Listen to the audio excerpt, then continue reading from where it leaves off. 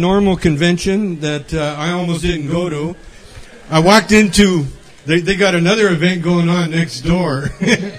And I walked in there and we had a nice meal. And I looked around and I thought everybody was normal, from NORML, because you have the hip looking people and that. Then I found out it's adult entertainment gathering.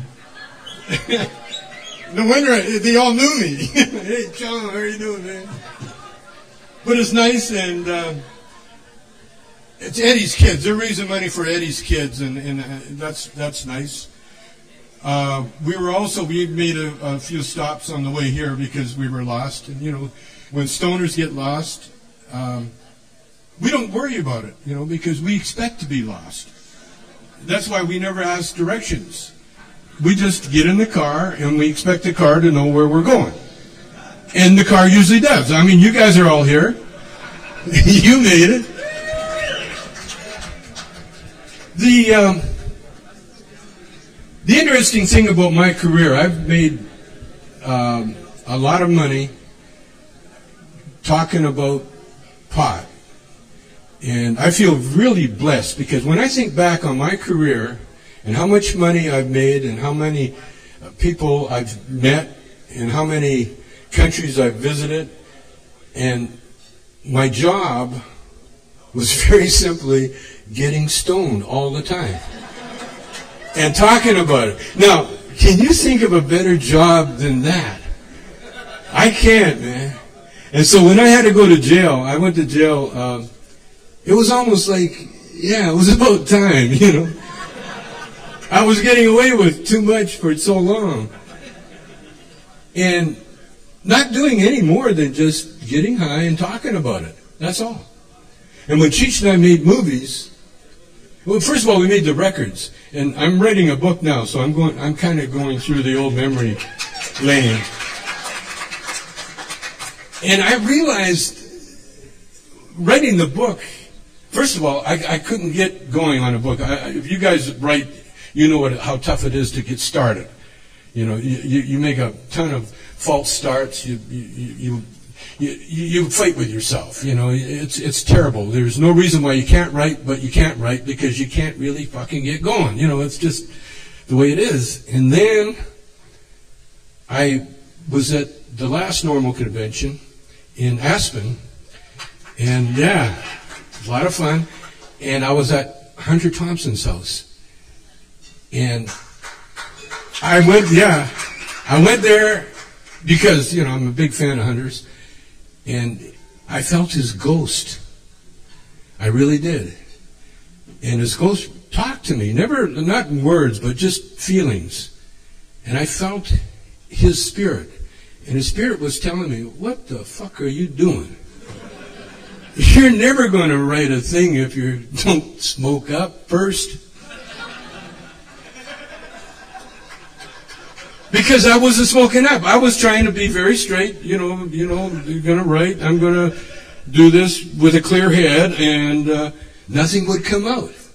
But when Hunter talked to me, it made all the sense in the world. Of course, I wouldn't have been doing what I'm doing. I wouldn't be writing about who I am unless I'd smoked pot first. That's where it all came from. My whole career started with a guy handing me a joint and a Lenny Bruce record. Yeah. And that joint lasted me for a whole month. It did, man. I would take a toke and put it up because I wasn't sure, how much I should smoke, and I wasn't sure when I'd be getting some more of this shit. So what I did, I lit up, I took a toke, then I put it out, and then I'd listen to a Lenny Bruce record and laugh until I was sick, man.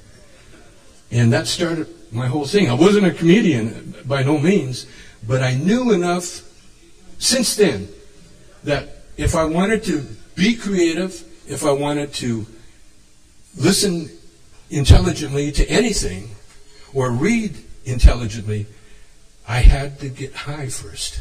I had to smoke up first. Because what it would do, it would focus you on whatever you had at hand. And that was, what to me was the greatest thing about pot. I mean, it's also the biggest, people talk about it. They say, oh, stupid stoners, sit there and stare at a wall all day. Well, if you're stoned, that wall is telling you a lot of shit, boy. Because really what you're doing when you're stoned is you're doing what all religions try to teach you to do. They all try to teach you to go within. The kingdom lies within. When you meditate, what do? You close your eyes and think of nothing. Stoners, we do that with our eyes open, man. So it's very important. So when I started writing the book, and I made all these false starts, and I'd write a bunch of shit that didn't mean nothing.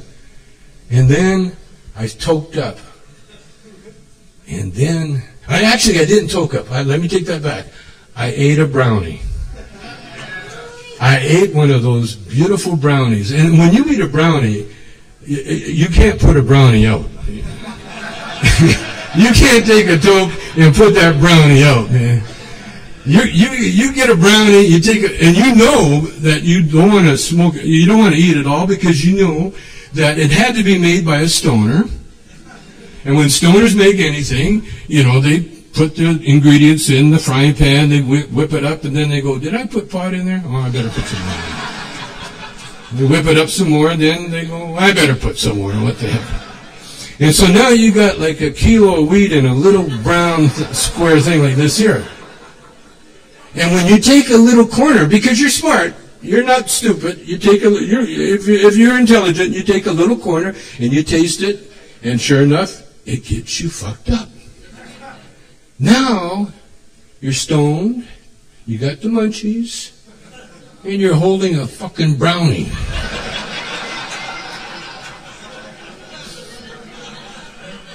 I don't care who you are, man, it's impossible to keep that hand from going, no. That's exactly what I did.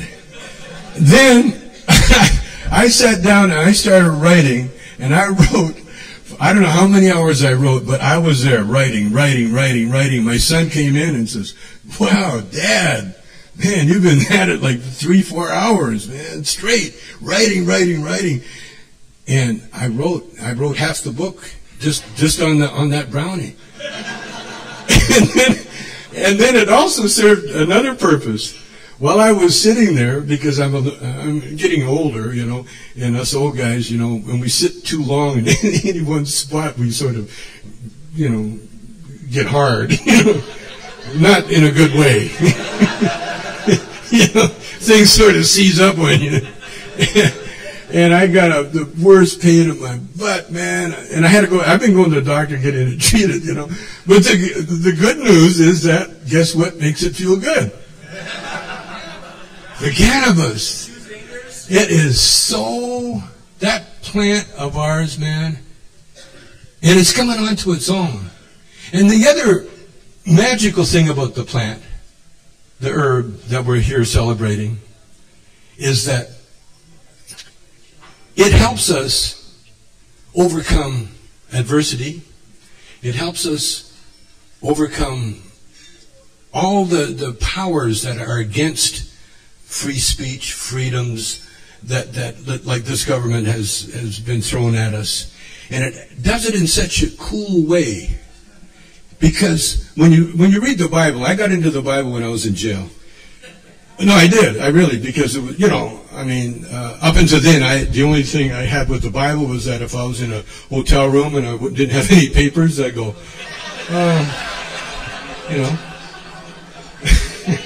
It works, man, and you guys know what I'm talking about. You wouldn't be laughing. But I started reading the Bible in jail. And if you're a stoner and you read the Bible, it's full of stoner things, man. The first page, it says, God is known as the Most High.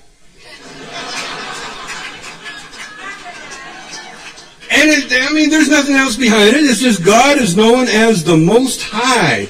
Big capital letters, high. It only has one meaning. And he turned Moses on. I love the Moses story. That's my favorite story. And Moses